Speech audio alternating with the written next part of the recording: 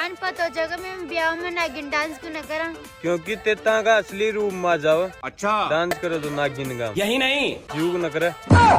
रात मेहंदी राचनी से के छोड़ो नाग बनी को मांगे तो काई नागनी से के छोड़ो नाग। अनपतो जगह में ब्याह में नागिन डांस क्यों न करा? क्योंकि तेता का असली रूप मा जाओ। अच्छा डांस करो तो नागिन का यही नहीं युग न करे।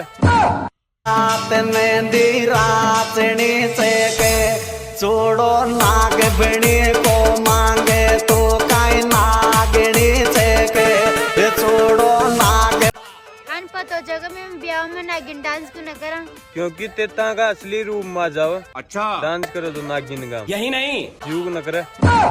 रात मेहंदी राचनी से के छोड़ो नाग बनी को